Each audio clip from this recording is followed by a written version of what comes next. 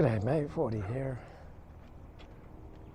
Taking a hike on Runyon Canyon while I'm listening to the new book by James B. Stewart about Sumner Redstone, Viacom, Sherry Redstone, CBS, and apparently there was all sorts of double standards.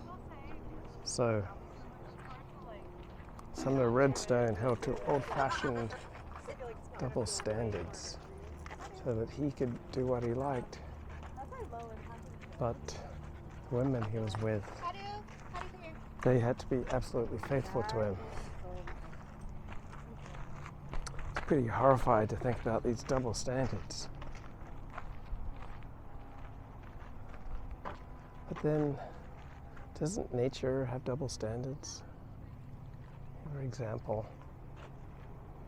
men are physically capable of fathering thousands of children.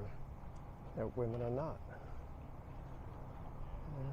Women can have pretty much at most about 20.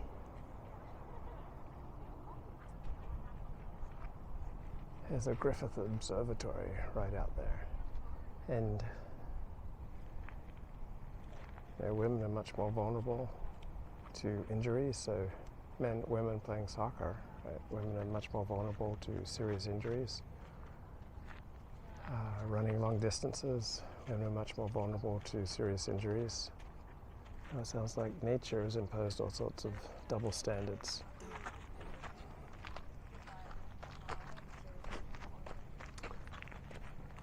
And then when men and women play around, right, women are much more vulnerable to catching social diseases than men.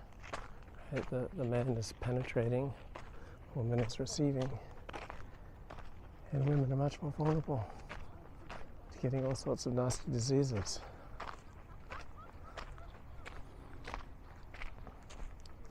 Like, who's more likely to murder you? Right? Men are 10, 20, 50, 100 times more likely to murder you than women.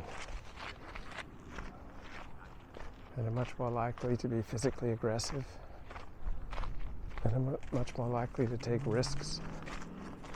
So, why are there double standards when powerful men seek to impose fidelity on their women while reserving for themselves the right to play around? Well, usually these powerful men have a lot of money and power, and the women who make that deal, willing to make that deal because they want access to the resources that the man commands. Men are going to be much less likely to provide for a child if he's not sure that it is his. So only women can get pregnant, and that places them in a state of tremendous vulnerability. So again, nature is imposing a double standard. This book by a couple of liberals, they're outraged that there are double standards, and yet nature imposes all sorts of double standards. So given that nature imposes double standards, does it not make sense that society would compose double standards in alignment with the standards imposed by nature?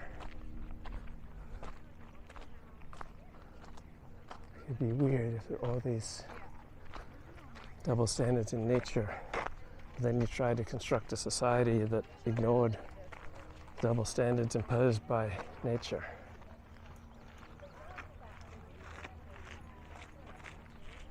So if there are substantial group differences that seem to replicate across all sorts of different societies, then if different groups have different gifts and you try to legislate equality in results in education, in IQ testing, in life expectancy, in criminality, in social, cultural, political power, you'd think you'd be running up against nature in a way that would be tremendously frustrating.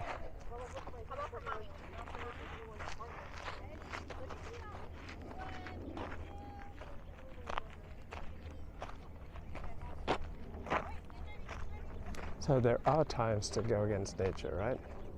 Like nature wants you dead. So people with diabetes, we go against nature. Right? We provide them with insulin, medical care so that they can survive. We take care of old people, vulnerable people, and sick people, damaged people.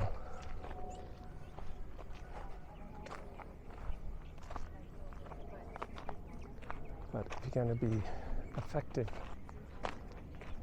in your development of a good, just society, I think you'd want to know what the facts on the ground are going to be, and to be at ease with hierarchy and difference. Not expect equality through all group results.